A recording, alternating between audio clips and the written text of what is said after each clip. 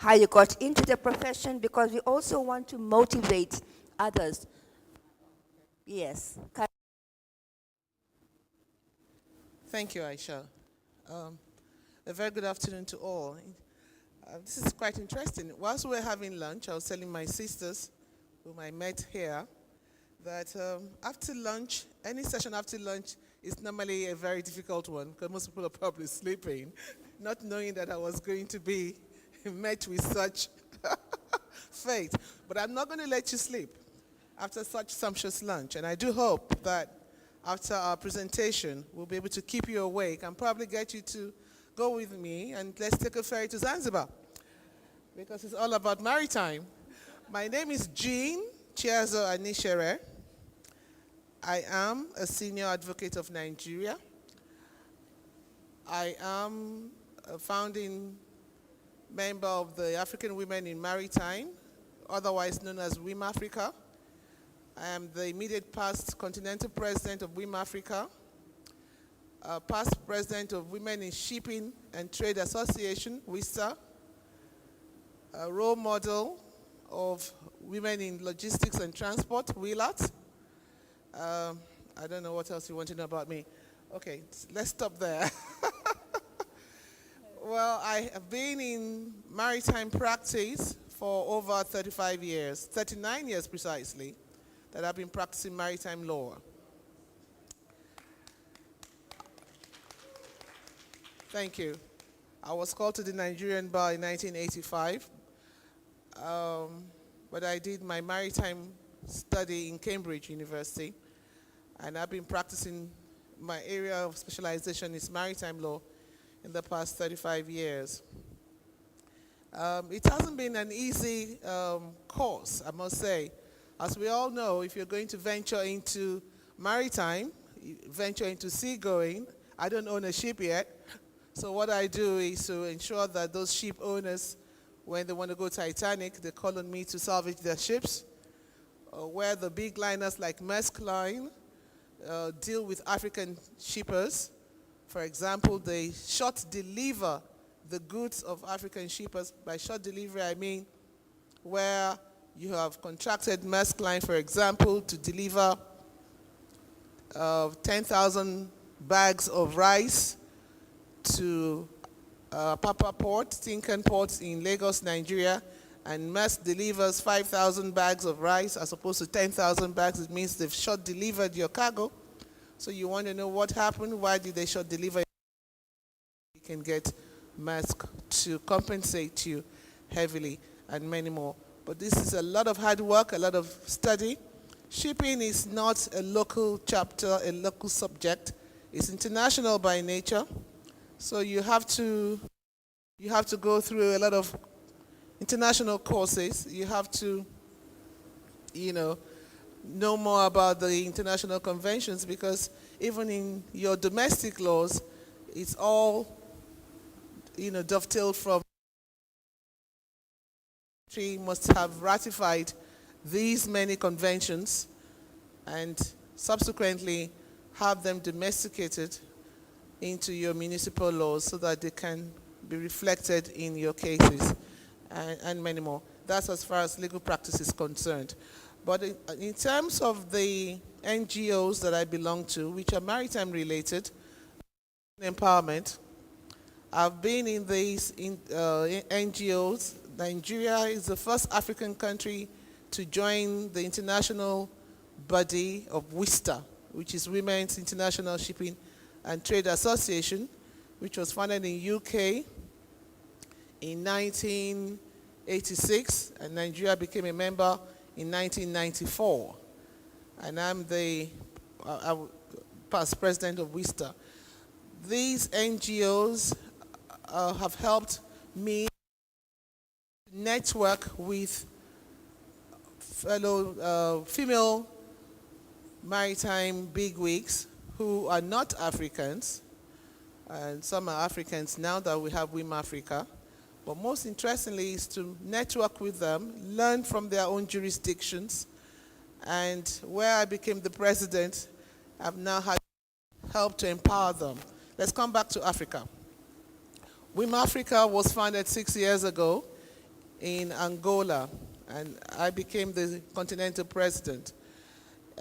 Being the continental president of WIM Africa, I've traveled virtually almost around Africa except for Tanzania, and I'm happy I'm in Tanzania today. That is also huge. Having to encourage women, African women, to come aboard maritime. That's not easy at all. And for those who are already in maritime, to encourage them to remain there and to aspire to go greater, to go bigger, to get them also to get trained in Malmo, the World Maritime University, was no mean feat. I think I'll stop there because I know I have my sister from Women's. That it gives me great pleasure, my sister Emma, to this great event, Women Economic Summit, to talk about what I know best, which is about the maritime industry. And I'll be glad to share my knowledge with you on the topic when I'm called to present my paper. But for now, this is who I am. Thank you. Okay. All right, good. So I'm told I can go into the presentation. The topic before me,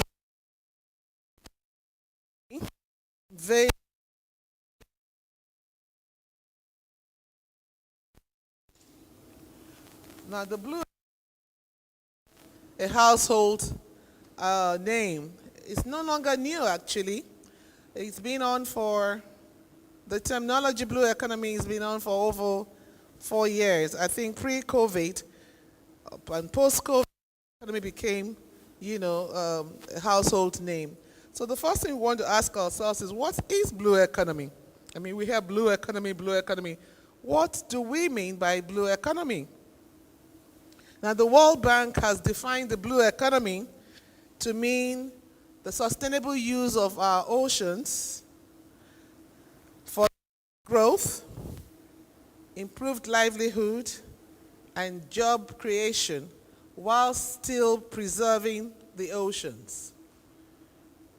So basically, how do we utilize the oceans? How do we use our to our own benefit, to create jobs, to enrich ourselves, while still sustaining the ocean, not destroying it? That's what we mean by the blue economy. Blue because it's the ocean. Economy, how we can utilize its usefulness whilst not destroying the ocean. Now, we all know that, Africa is blessed with oceans and seas. As a matter of fact, the African Union had declared the 25th of July of each year to be a day to celebrate African oceans and seas. And so yesterday, the African Union celebrated our African oceans and seas, but this time they moved the celebrations to Lomé in Togo. I should have been there, but I had to be here with Emma and the rest of us. And why do we celebrate our oceans and seas? Why do we need to celebrate our oceans and seas? This is because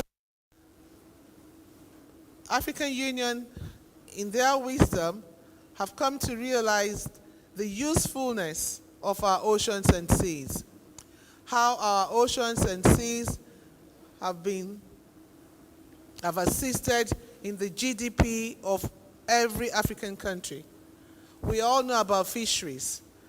The protein fisheries actually also add up to the growth of many African countries. Angola, for example, is popular. It's popularly known for its huge economic input in terms of fisheries. I can speak for Angola. And I think even in Ghana, I was in Plymouth 2 years ago in the United Kingdom. I was surprised to see, I'm pleasantly surprised to see in their museum that Ghana, it was displayed in the museum that Ghana has Africa's largest, I don't know if half of that is true, but that's what they say, largest tilapia export, tilapia fish export from Ghana. So that even in Plymouth in the United Kingdom, they import tilapia fish. Now, fishery has become a source of livelihood, not only to sell, to trade, but even to feed. And we can only get these ecosystems from the oceans and our seas. And if we don't keep our oceans healthy and blue indeed, you can imagine the huge loss, not only economically, and then the starvation that will come up to us for having lack of protein or food to eat. Now that's when it comes to fisheries. The oceans again also helps us create jobs. Seafaring. We talk about seafarers. We know that we have, I think the record is that 1% of female globally are seafarers, and that's rather very poor. But although there's an improvement in Africa today, the female gender are beginning to appreciate going to the sea. And we're trying to encourage more of our girls to take up the jobs as seafarers. Unlike in the olden days, the myth that women should be at home, take care of their families, have babies, and not go to sea. That's the myth. Now women go to sea. Women are now supporting men on board ships. In fact, what we say now is that the future of shipping is dependent on women. The future of shipping is dependent on women. We're talking about inclusivity. The International Maritime Organization, also realizing that women play vital roles in the future of shipping, have also dedicated the 18th of May of each year to be Women in Maritime Day. World Women in Maritime Day is celebrated on the 18th of May every year.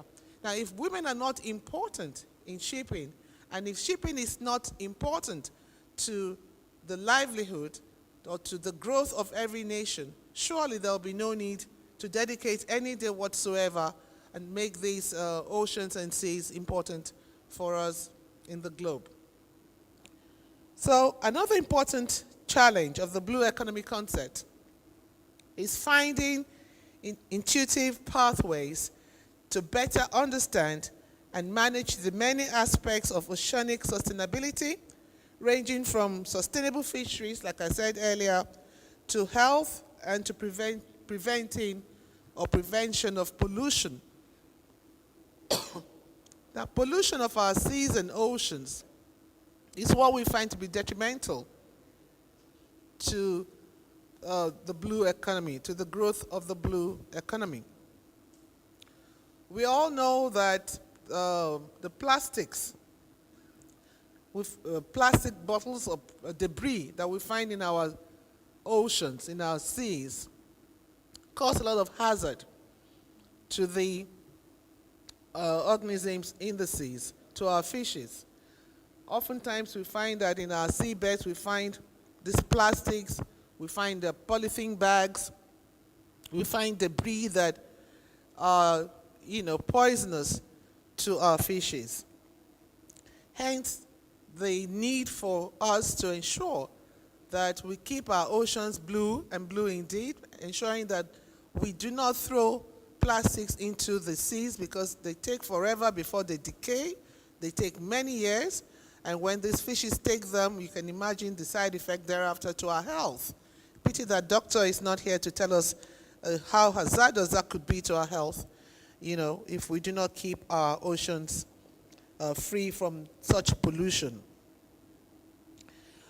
So that the blue economy concept is a very huge welcome concept, not only for us in Africa, but globally.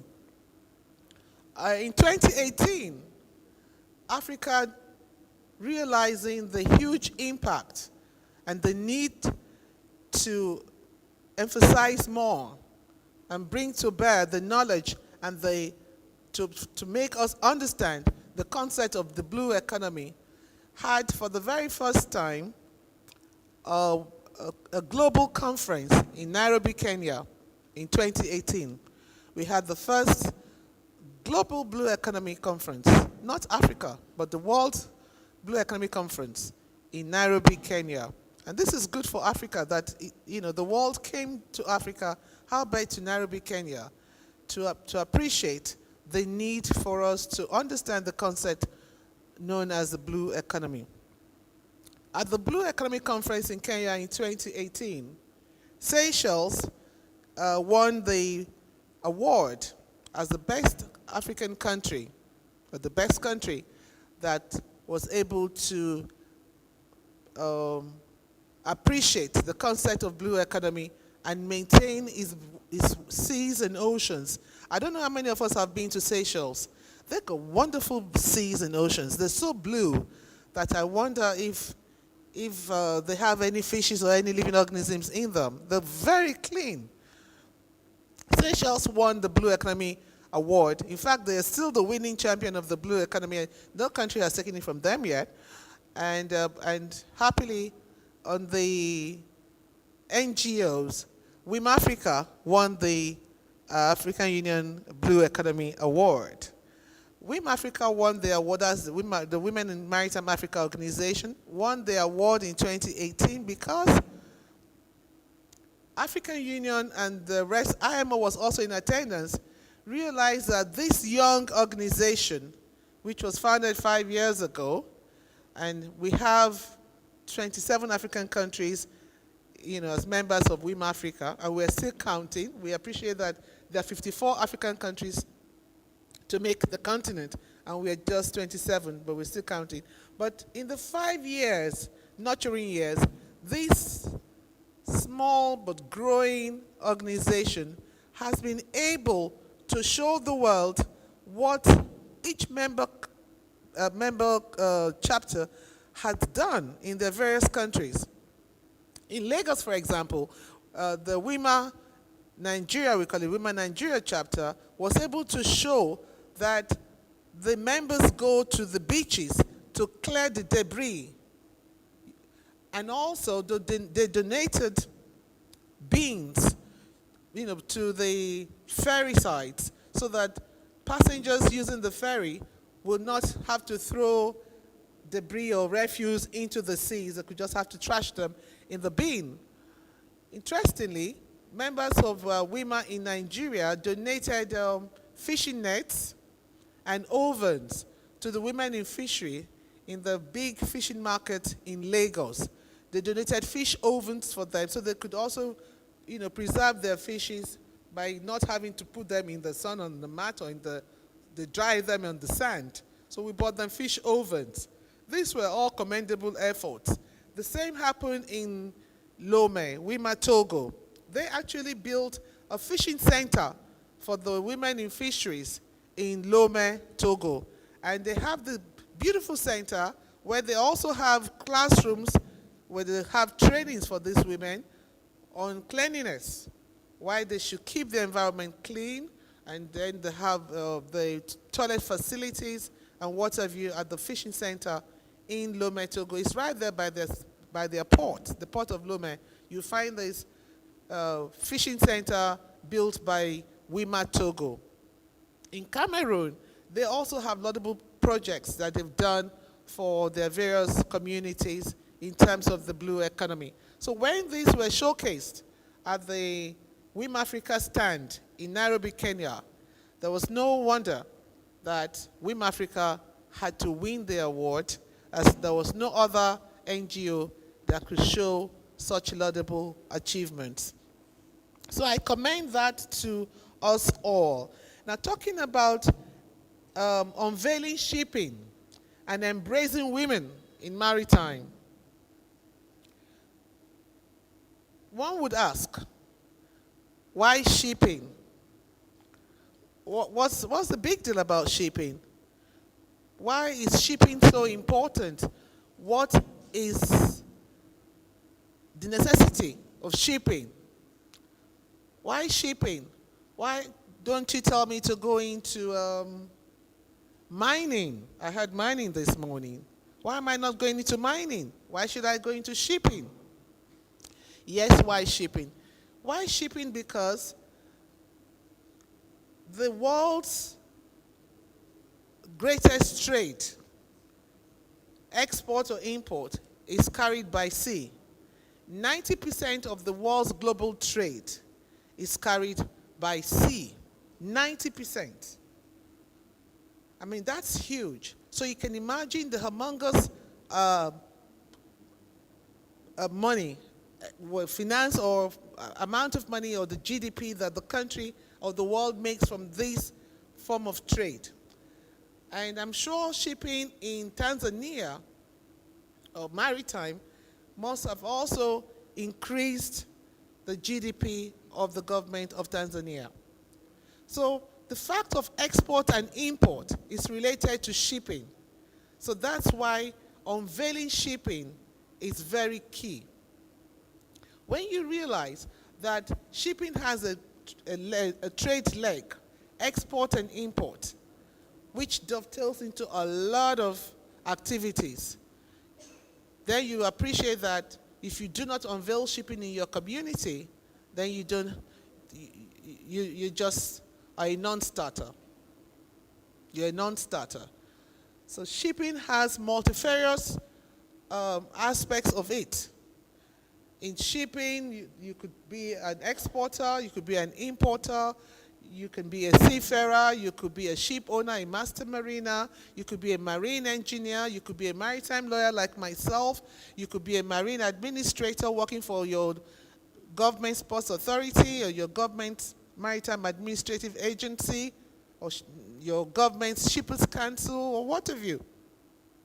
You know, shipping has huge facets that you can relate with. The types of jobs created out of shipping is sine qua non to none. So unveiling shipping in every jurisdiction is very brilliant. It's commendable, and it's what every country should look at. Now, the last leg of my topic, embracing women in maritime. Why not? IMO has talked about gender equality. We've talked about inclusivity of women in the maritime space. We know that in the past, it's now past, thank goodness, that the maritime space was majorly or definitely male-dominated. But now in the 20th century, thank goodness, women have come aboard the maritime space. And IMO and the African Union have been talking about the inclusivity of women and girls in the maritime space. Hence, we're talking about gender equality. Gender doesn't mean women alone. Gender means men and women.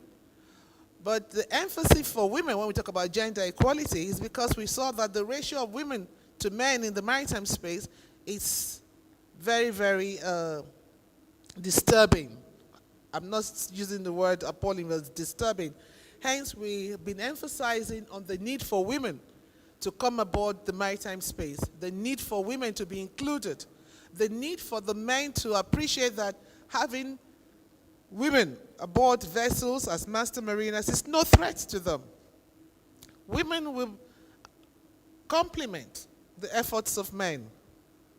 Women, by virtue of our skills, our listening skills, our coordinating skills, women are better coordinators. Women are calmer. Hence, the ships are referred to as she. You know, when we're talking about ships, they don't refer to ships as he, because if you refer to a ship as he, probably the ship will go Titanic. It will capsize. So in their wisdom, ships are called she, because they know that women are calmer, the female gender are more beautiful, with all due respect to men who are good looking, but you know, the women are more beautiful, so they refer to ships as she. Right? Well, that's my own understanding. It's not in any book. But we know, but it's in the books that the ships are she. So that's very important, that women come aboard, that women are embraced in the maritime industry, that the equality is given to women to also be decision makers in the maritime industry, not just to be stooge, be a civil servant, a workman and all that. We should also be seen to be decision making personalities in the maritime industry. And the only way we can attain this, ladies, is by ensuring that we acquire the requisite knowledge and the skills. You can't talk about gender equality, women empowerment, women coming aboard the maritime space when you don't have the requisite knowledge, as we are learning today. You don't have the requisite training. You have to be trained for it. You don't have the requisite training. You don't have the requisite exposure. Like I said, maritime and shipping are international by nature. You can't sit in Tanzania alone and say you're a maritime expert. You're joking. You're not. You're just a local champion. You have to be exposed. You have to be exposed. So these are very important ideas and issues that we must take on board to ensuring that when we come on board the maritime space, to embrace women, because the future of shipping is dependent on us. We must have all these tenets that it takes for us to be maritime experts. And so I welcome you all to the organization to which I belong, the Organization of the African Women in Maritime, otherwise known as WIM Africa. We also have the one created by IMO, WOMESA. They are also big, the beautiful ladies there. We have the WIMOCA, we have the WIMAS created by IMO. These are all female organizations on maritime. So just find one or two or more in your various jurisdictions and join them. And be relevant, be known. Find role models that you can emulate. Get to understand the subject the more. Make sure you have the knowledge, the qualification, and the skill. The skills are all there. And I can assure you that you will be saying goodbye to impecuniosity or poverty, because maritime or shipping has no relationship with being impecunious or poverty. Thank you.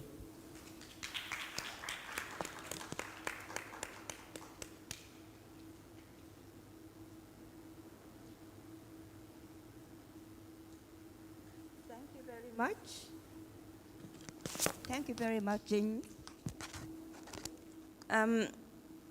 Indeed, from her presentation, it's inspiring to see that there is so much potential, so much potential in the maritime business. We tend to think of it as mostly male because we know, kwamba, you know, if you're a seaman or seawoman, it would mean you'd have to be away for ages. You would have to be away from home for ages. But then, as she explained, there is so much more that you can do. And having heard all that, I can say for sure, if the Titanic had had a woman captain, a female captain, probably would not have sunk. That is true. I'm sure it would not have sunk. I am sure it would not have sunk after listening to Jean. You feel inspired, kwamba it is something that can be done. And I think the reason for us gathering here today is to also see how we can continue to propel these thoughts from wherever we are. You know, pass on the inspiration to our own children, to schools, to whatever. You know, I'm sure today, after listening to both Jean and Fortunata, you will be in a position to be able to talk about the potential that maritime business has. And especially in schools, I mean, you should start early. These are some of the rare professions that women don't really go into, but the potential is there and it's worth exploring. Thank you very much, Jean. I would now like to invite Fortunata Kakwaya, who is chairperson of Women in Maritime East and Southern Africa. Fortunata, please tell us a little about yourself. It would sound better coming from you. Share with us your experiences in a few minutes, and then before you go into your presentation. Karibu. Thank you, moderator. And thank you very much, my sister, Jean, for your very informative talk. You have simplified a lot of my presentation. Thank you very much. My name is, the moderator said, Fortunata Kakwaya. Professional, I'm engineer, communication engineer. I have a master's degree in information and communication engineering from Dalian Maritime Institute in China. I'm working with the Dar es Salaam Maritime Institute as academician. I do lecture in the Marine Engineer Department, whereby we train seafarers. As the previous presenter said, we need a sustainable blue economy. So at our institute, we make sure we produce competent seafarers who can work on board ship, and to ensure that we have a sustainable blue economy, and also we have efficient, safe and efficient maritime transportation. And also, I'm the head of quality assurance at the Dar es Salaam Maritime Institute to ensure that the DMI is produced, is offer quality maritime education with the same aim of producing competent maritime professionals.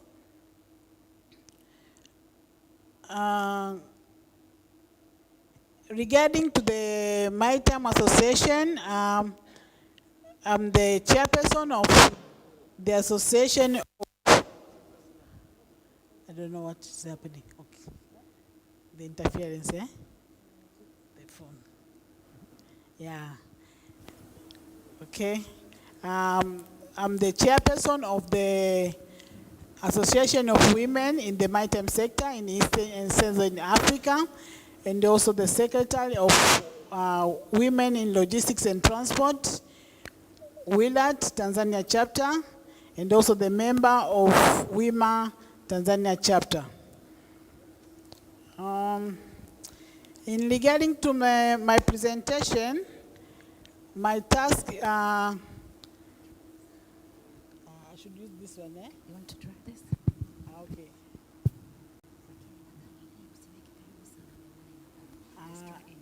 Come up. Oh, okay. Shame on me, eh? Yeah, I should be. No, okay. My presentation is, I will stick to the, what we do at the WOMESA, because much have been said by the previous presenter. WOMESA was established by International Maritime Organization back in 2007 with the aim of empower women in the maritime sector. WOMESA Tanzania chapter was established in 2011. Currently, we have about 147 members, and our members, they are coming from public and the private institutions. What we do, we have about 4 categories. Our activities are based on the 4 categories. The one is mentorship and career development. Then we have training and capacity building. Then we have participation in national and international events, and then publicity. And mentorship and the career development, this category we focused on, we target with the in secondary schools, tertiary learning institutions, and also maritime organization. The aim for this one is to create awareness and also to mentor students and the young professionals. So what we do, we normally have mentorship sessions, and also we visit schools. And here we have a special project, we call it Catch Them Young, whereby we go to the secondary schools, and also we talk with the students, and then we introduce the opportunities, career opportunities available in the maritime sector, and we encourage them to join the maritime sector. And also, we do the same to the students at the higher learning institutions. Normally, we have, whenever they have a rotation week, we go and then we talk with them. Then we assign mentors to mentor them while they are at the institute. Under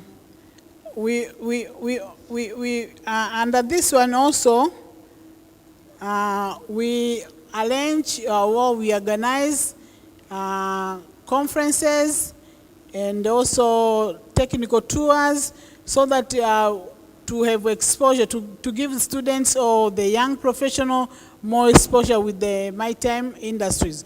So, for example, we normally arrange tours to go and visit the ships so they know the sections on board ships, they know where the departments. So for the student, when they go back to school, they have more knowledge, they gain knowledge, so it's easier for them to understand more and they become more competent.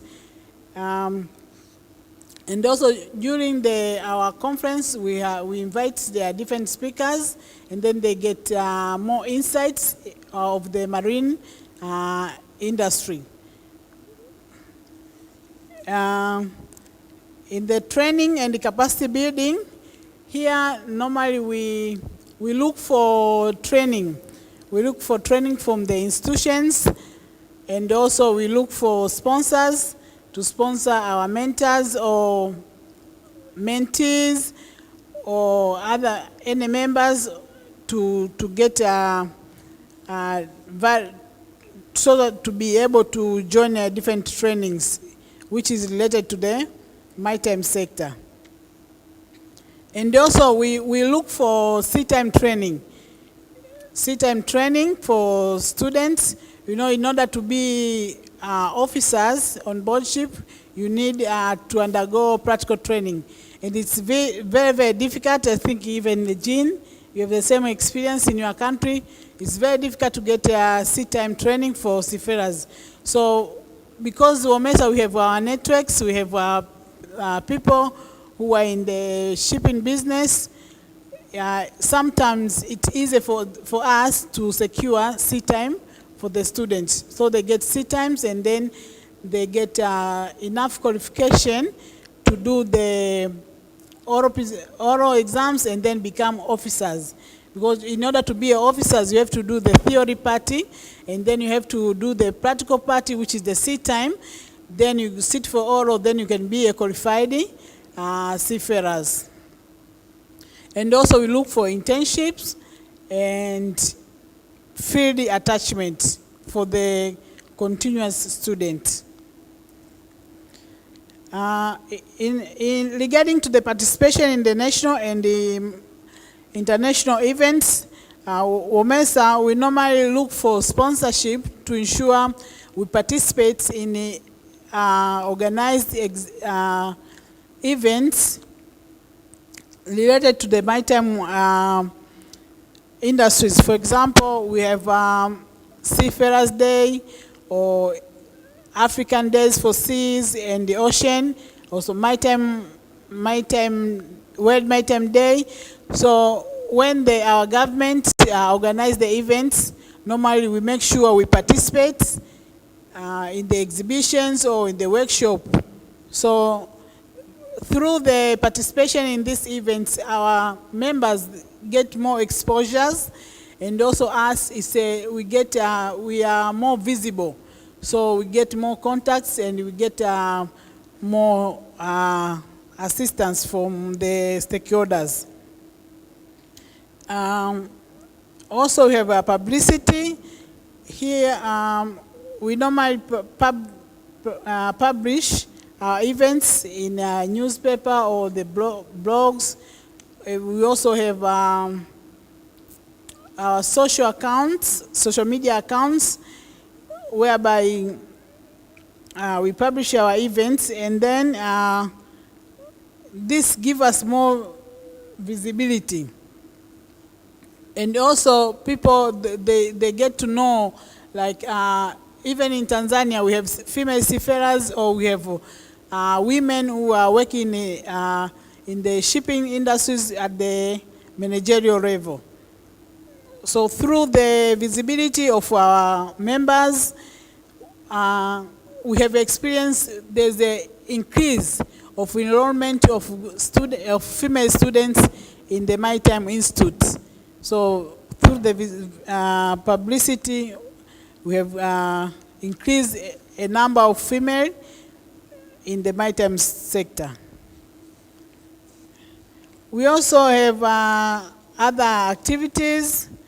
For example, we organize beach cleaning. Okay. Because as you know, we need a beach, we need clean beach or clean ocean so that we can have a sustainable blue economy. So WOMESA, we normally organize beach cleaning activities. Also, we pay visits to women who are selling fish and also farming seaweeds. And we normally have talk with them, and then we share experience, we share our challenges. Through the talks, then at least we encourage each other. And also we have counseling services. We provide counseling services for our members, especially during the COVID pandemic. Most of the ships were not operating. So female seafarers and seafarers in general, they had hard time. So we provided counseling services for them. At least they can have mental health, a good mental health. WOMESA, we have our challenges. The challenges we face, including we still have lack of a well-structured marketing strategy. Also, we don't have a full-time secretariat, and also we need a capacity building in the management and leadership skills, fund mobilization techniques we lack in this area, and also project proposal write-ups. I think this is all for me. Thank you very much.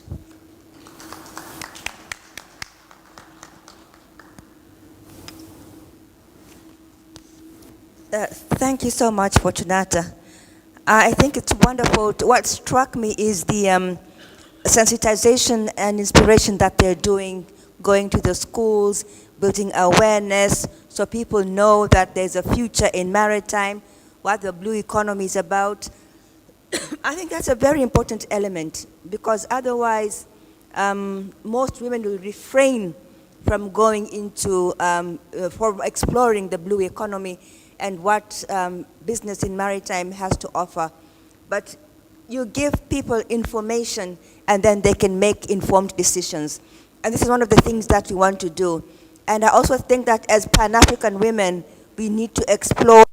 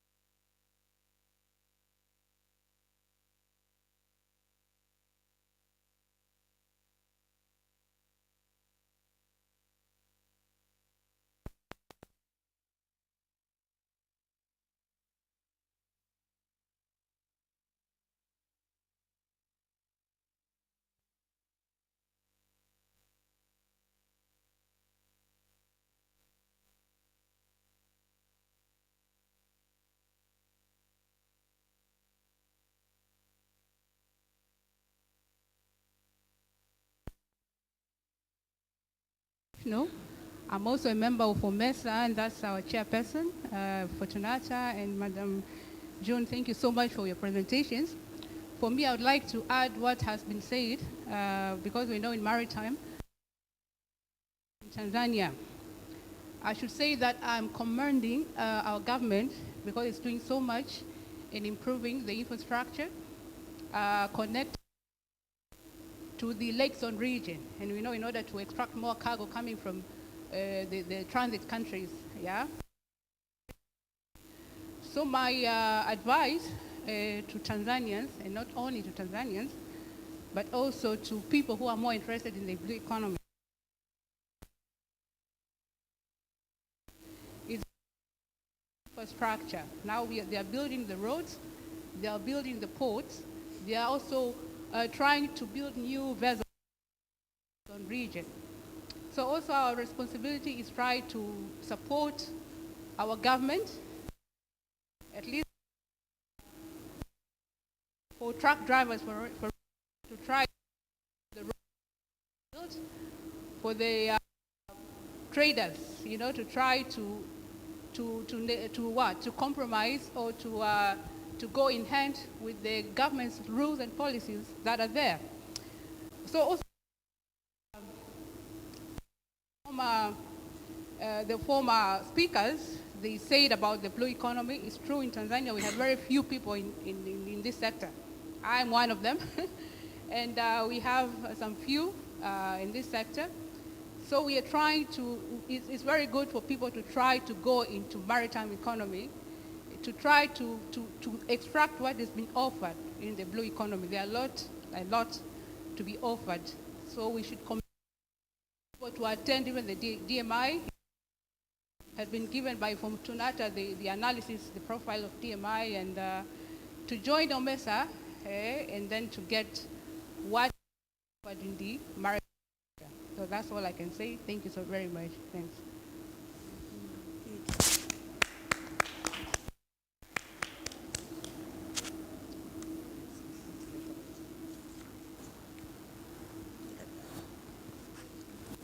Thank you all very much for your brilliant contributions. Thank you for your comments.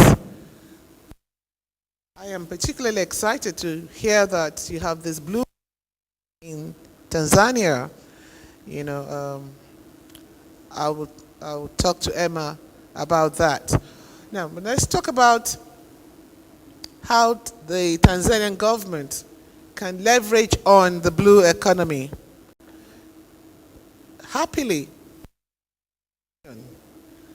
has set up the AFCTFA program. I mean, we all know about it, the African Free Trade Area. This is another country to participate in the blue economy. Through the AFCTFA, like Aisha said, even our landlocked countries in Africa like Niger can also participate, can take a benefit from the blue economy. What the AFCTFA provides for is to enable African countries trade within themselves. Before now, you know, African countries trade with Europe, Asia, and America. But now with the implementation of the AFCTFA, African countries can now improve their logistics, improve their oceans and seas through the blue economic concept, and then we can trade within our countries in our continent. The African continent is so blessed. The water population, the mass of water ocean in this continent, it's something else. If only we know, then we would see just how wealthy we are in this great continent. So with the implementation of the AFCTFA, all we need to do is to improve our logistics, have more ships, encourage our people to be ship owners, right? Then, you know, have the rails so that we can have a multimodal system. Have the rails, have good roads, so there'll be good linkages from one country, African country, to another in terms of export and import of our goods within the continent. So this is one beautiful initiative of the African Union, the AFCTFA program, to which I'm sure Tanzania has signed on to. Once it's implemented by each country and we're able to overcome the challenges of insecurity, poor logistics, and proper implementation, I'm sure our continent will no longer be going to the World Bank seeking for help. I'm glad that some of us have realized that the shipping space has many facets. And I think what we need to do, like Emma has said, Emma has enjoined me to ensure that I invite my sisters and brothers here in Tanzania anytime there's an opportunity that comes to my knowledge. I do come across a lot of openings for maritime. The WMU, the World Maritime University, last week had an event. I was there. Some members of Women Africa were invited. So what I'm going to ensure that I do going forward, henceforth, is that any time that, and it comes often, there was, in fact, the one that would interest Tanzania most, and I don't know if you took part in it, was the IMO program known as SHIO. Did you take part in it? Oh, great, I'm glad. So the IMO had one program, the SHIO. It's another of IMO's laudable ideals, creating, empowering women and girls in the maritime industry, training them on leadership skills in the maritime space. Executive entrepreneurs. So what they did was to sponsor one female maritime practitioner from every country all over the world. That's huge. One female practitioner from every country, each country all over the world. I'm happy to hear that a beneficiary came from Tanzania. So these are the kind of, yes, let's applaud the great ambassador from Tanzania that did us proud, you know. So these are great openings that we must be aware of. And when we're aware of this, we should take advantage of that. And this girl that got the benefit should not just be left alone. She should be active, absolutely. And she should be made to also encourage, be a role model for the younger ones from various other MESA, Women Africa, whatever you call it, you know, going forward. So awareness is very key indeed, Emma. Awareness is very important. And finally, women supporting women.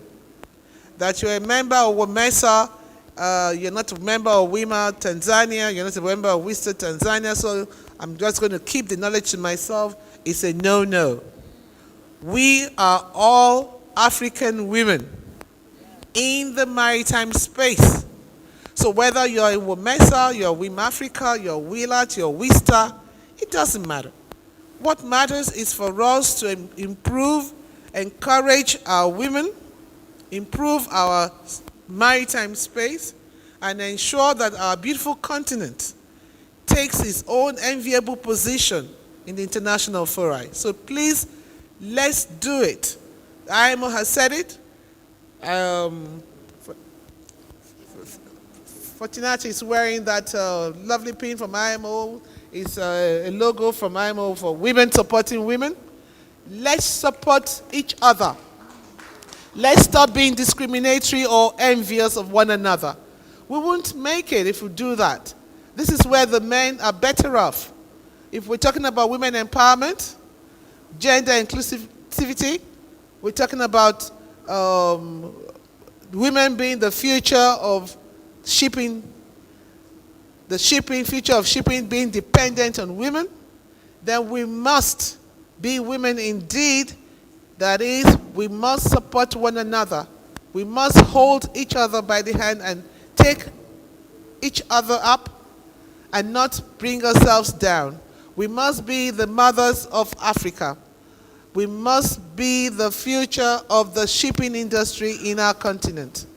We must show the world that Africa has beautiful oceans and seas that can actually feed Africans. Thank you.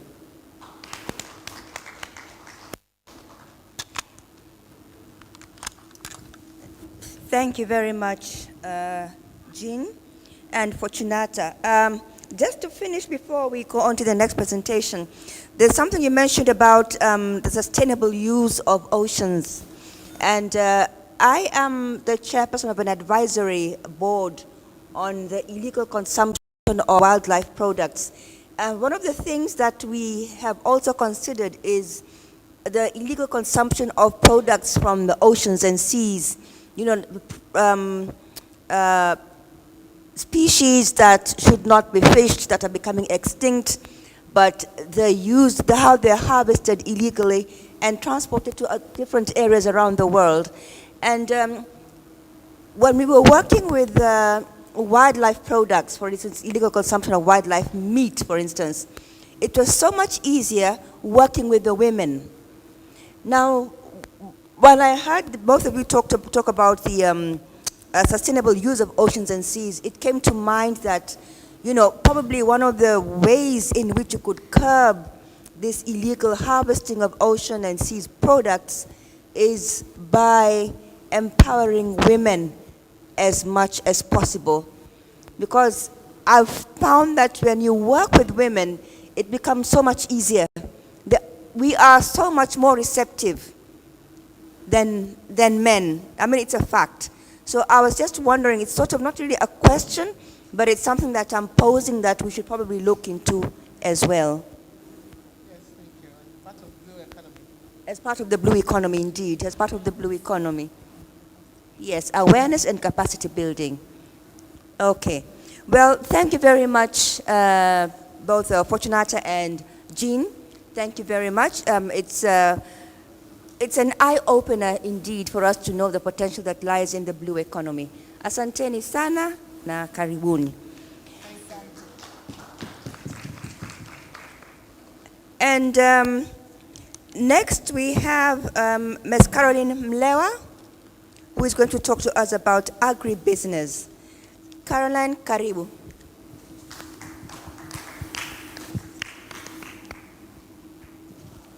Applause for Caroline. Yes, indeed. Karibu. I think it's best for Caroline to introduce herself to us. Caroline, karibu, jitambulishe. Thank you. Thank you, Asha. In front of you is Caroline Mlewa, one of the women leaders successfully in the horticulture industry. I'm leading the Zanzibar, Unguja, and Pemba offices for Taha. I was just given a small explanation of what is Taha and what we do in Taha.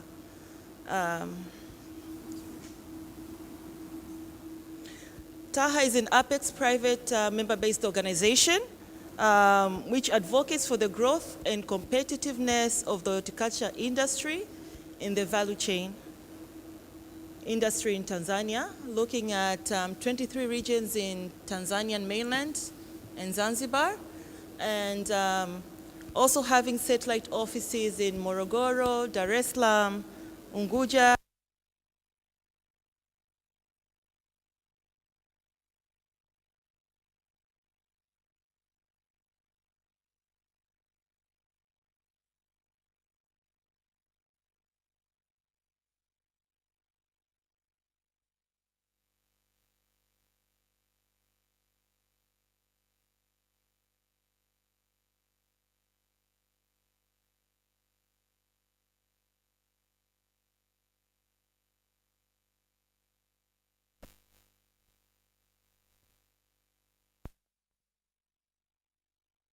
We are looking at creating conducive business environment on the policy and advocacy, business development services, trading, trade facilitation, entrepreneurship, access to finance, and the likes.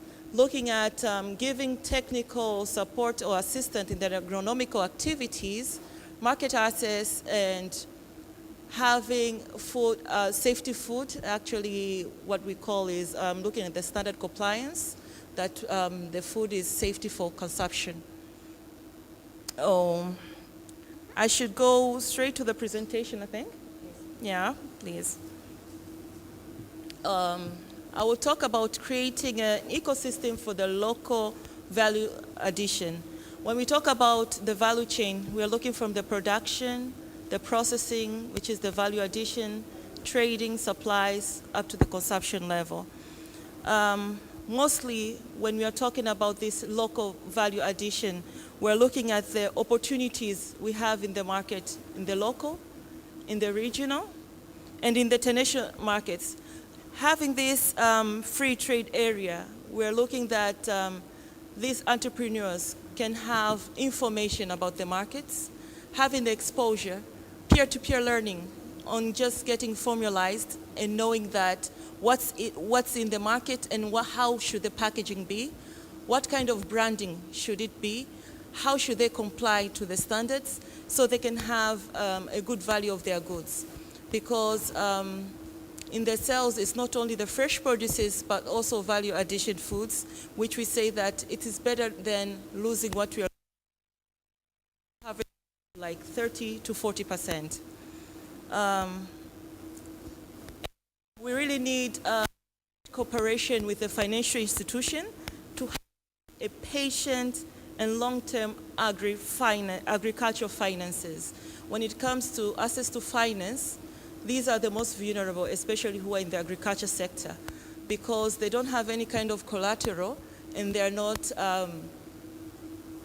the loan disbursement is becoming a little bit chaos, and most of them are not into really paperwork. So we're working to linking them. We're working into linking with these financial institutions, having these different training and capacity building programs in financial literacy, so we can see that these people at least can access capital in one way or another. Another point we see is the capacity enhancement. We have a very great skills gap. Is the right technology, the modern technology, which these people are missing. That these groups mostly are in cottages. They are not united, so we see that they should be formal groups which have formal businesses, and also fostering leadership for these groups so they can know how to present themselves, how to voice themselves in the government, in the public, and also in the private sector, to be able also to stand with their businesses, like we see, transforming them to SMEs to be great entrepreneurs.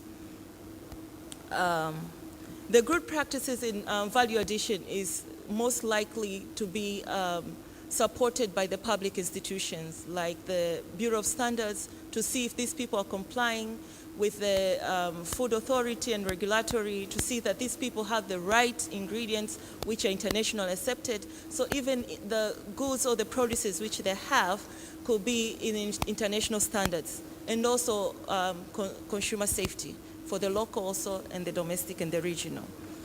The missing link also is the availability of raw materials. Mostly what is produced to be sold in fresh is not the right brand or the right variety which can be used to be processed or value added.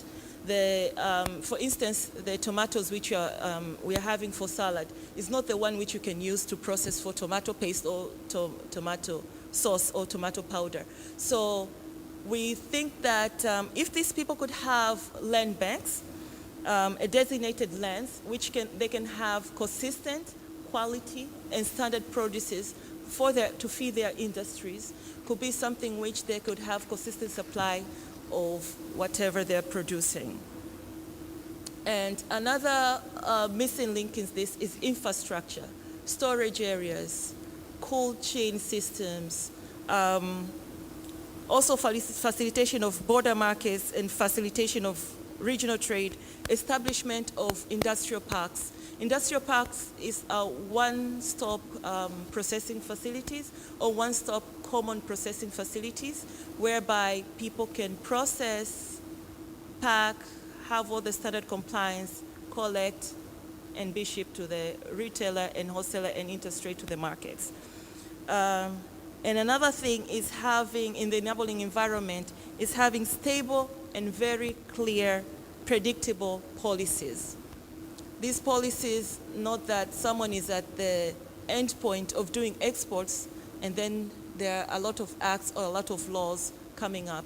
So awareness of the tax regimes, awareness of the policies and the, the compliance to do the exports or to go to the local market is very important for these people who don't get the access of this kind of information. Thank you, Asha. This is all I have. Yes, and what I can add on that is in this industry, 60% of women are employed in this industry, while 40% are youth, but not excluding men. So it's a very important industry for women, and we are looking women actually with the talent of the value adding in many products, especially if you're putting on soaps, beauty or cosmetics products, and also other finishes, spices, essential oils, medicinal products, and so forth. Thank you, Asha.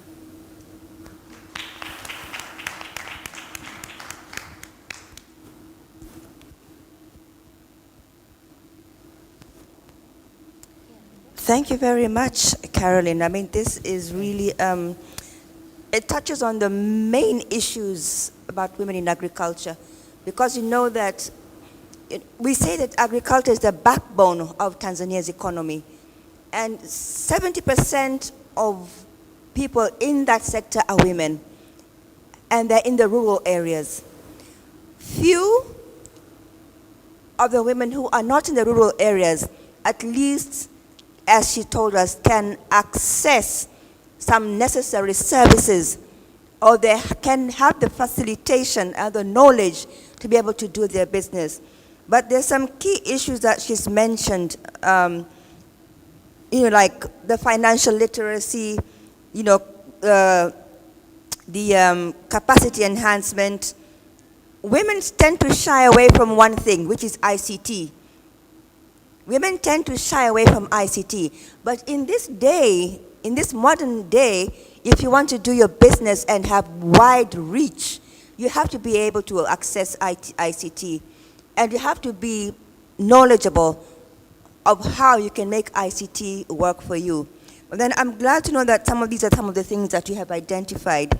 I think it's really important. But one thing that struck me is that post-harvest losses of 30 to 40%, I mean, that is just too much. It's like you're increasing the poverty cycle. These are some of the key issues that I think really should be addressed.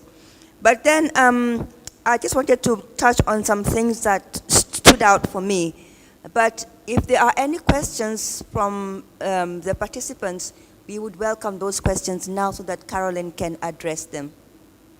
And sometimes if somebody asks a question, we can have additional information from the other participants, because I know everybody here also has experience and knowledge that is, can help, can assist, and make us better understand. Yes, Dorcas? Doris, yes, I have the mic. Thank you. Oh, you Thank have the you mic for already. your presentation, okay. Carol.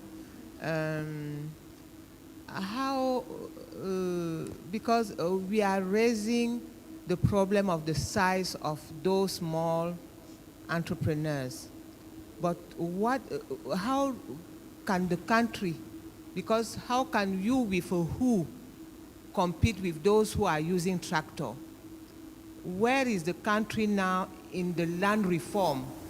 Because if the people have their land close to the others, this can be cultivated in a modern way, instead of each woman going to the farm, bending down and doing this. That is my first remark. Is there anything done in terms of land reform so that women or all the agricultural national kind of people from the country can benefit for the industrial, for the revolution, for the tractors, for the machinery? Is there something? Because if we are organized just to go and sell, how do we organize for the production, for the quantity? Now, I heard you talking about horticulture. Was it horticulture, flower? Horticulture, flour, vegetables, fruits. Yes, during the COVID time, how did the business of horticulture go? Those are my two.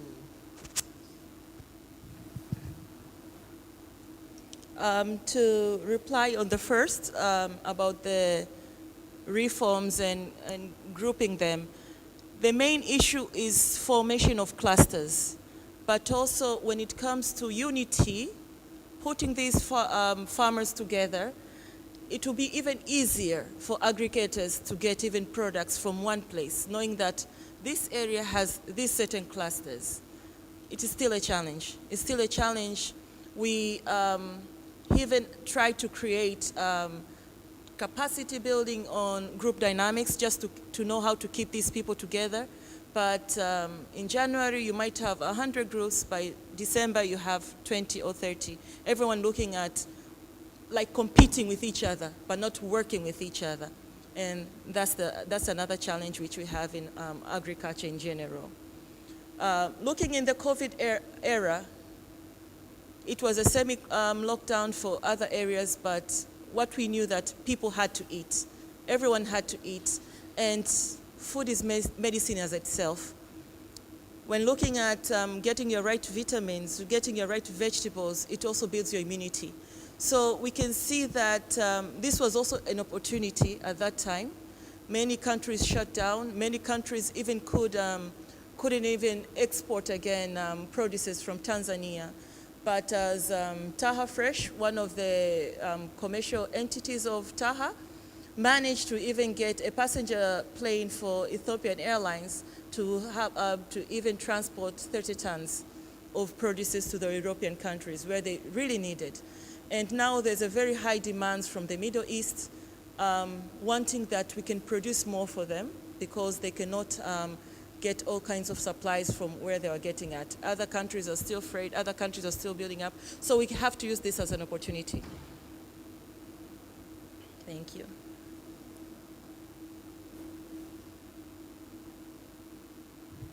Doris, there's a question from Fortunato.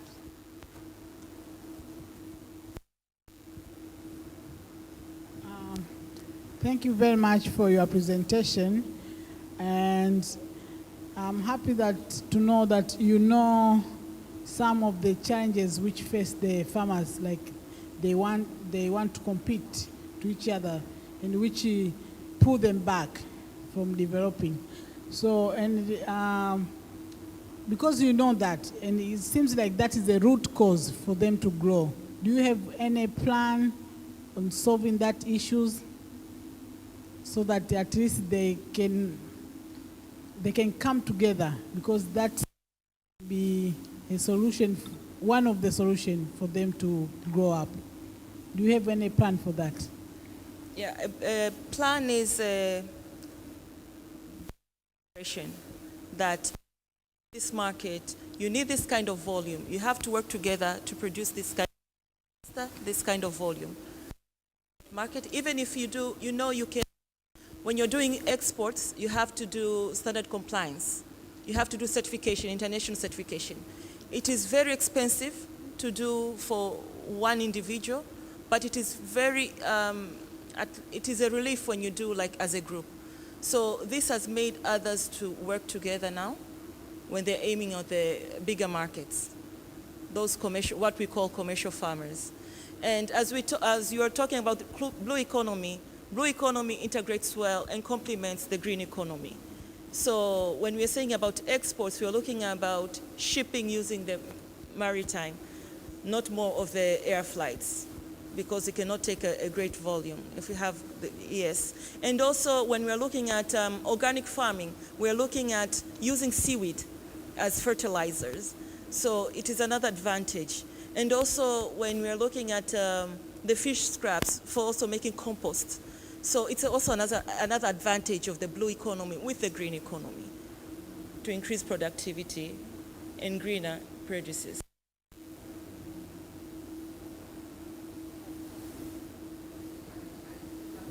Yes.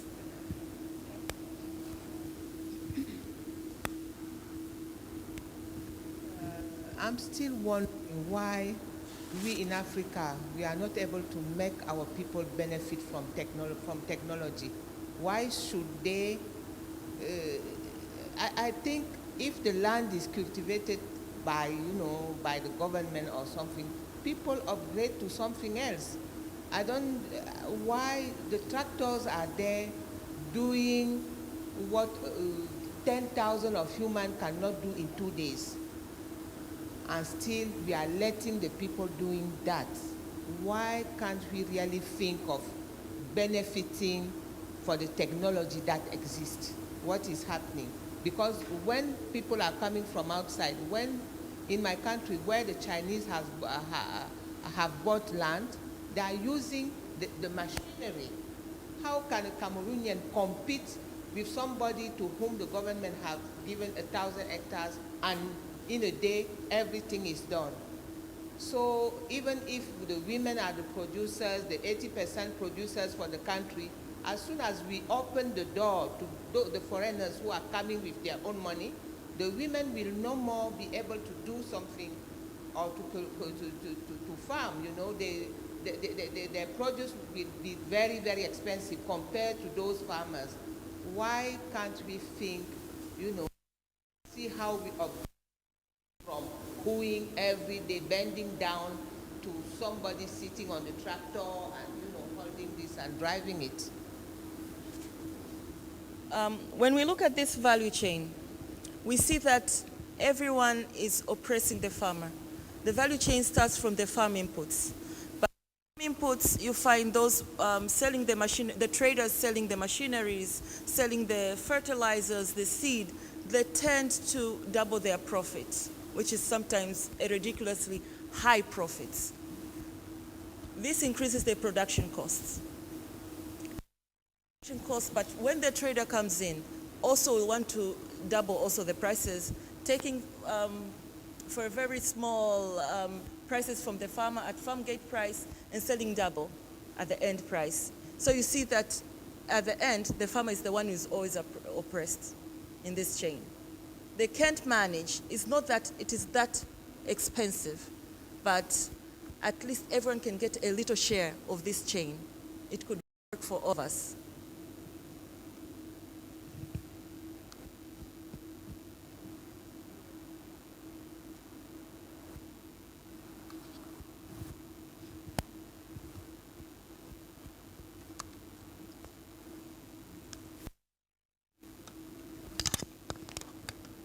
Okay.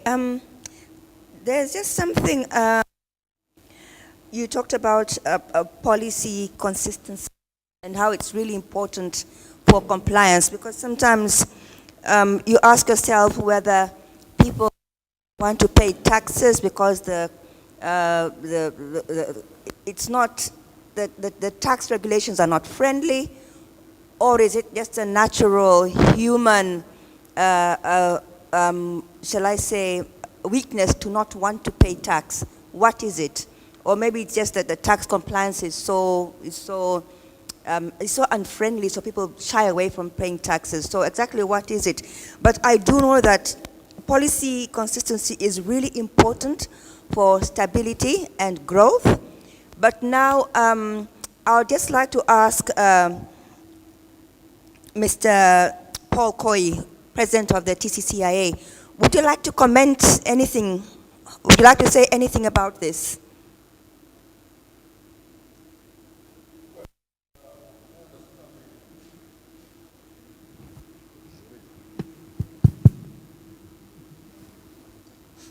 Regarding what Caroline was just giving up, Yes, we hear.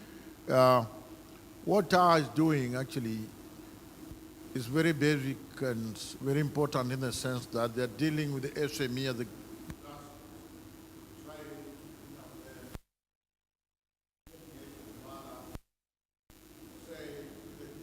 farming, whatever, be it farming of the horticulture,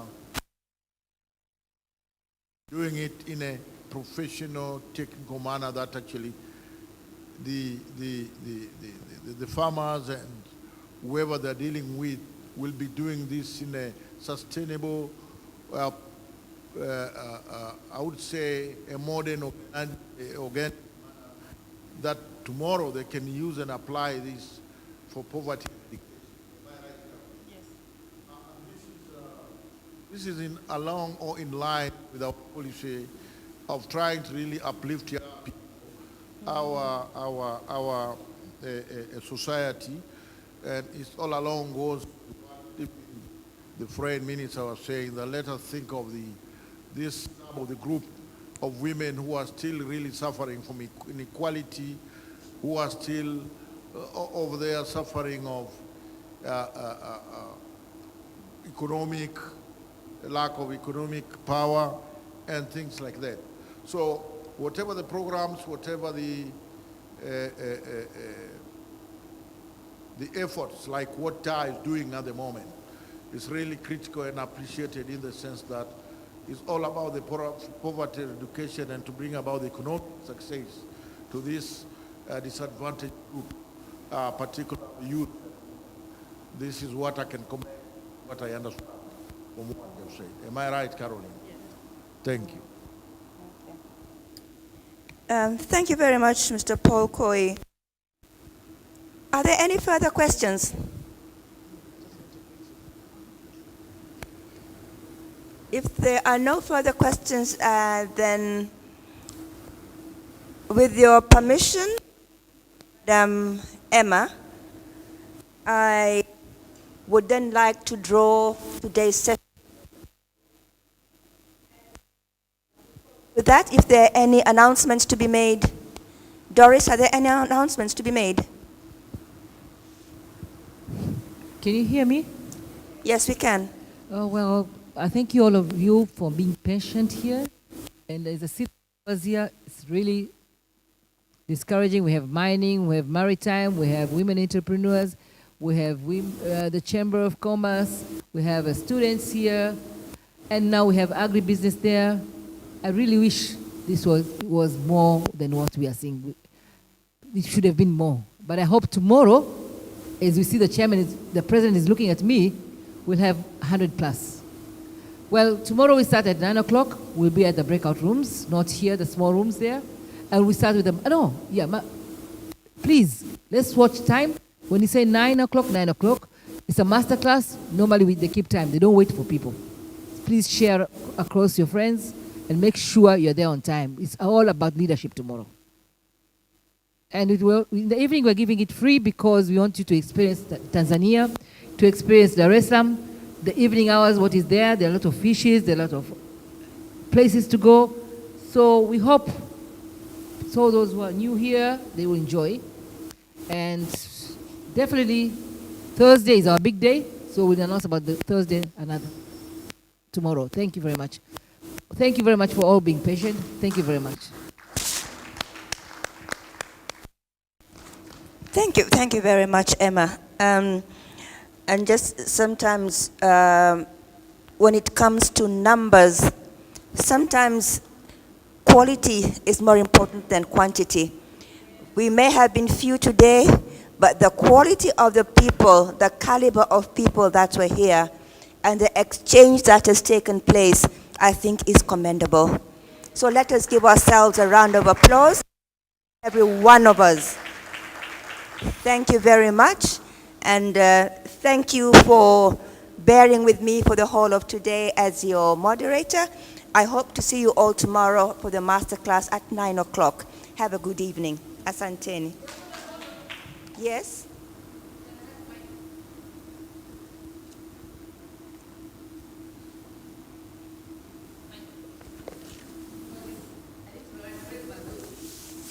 Okay.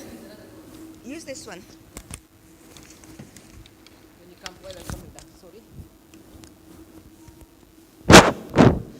I'm raising my voice because this is a special thank to somebody very, very important and very unique in this room.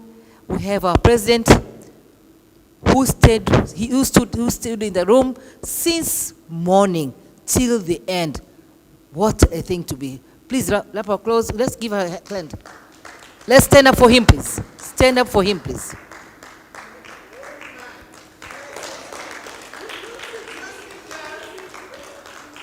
We are showering, this is what we want. This is what we want. When we do our meetings, men to support the women. And he showed an example. Let's go. Thank you. Thank you. We don't keep quiet. We don't end up here. This is an ongoing thing. It's not ending after 3 days. We're going to go it rolling up to December. It's going on. There are things happening. There are events happening. We've already planned that this month can be maritime, next month can be mining time, another one can be agriculture one for the Pan-African. So this is what we're going to do. And then appreciate those who are doing something on ground. This is an example. Thank you very much. I'm humbled. Thank you very much.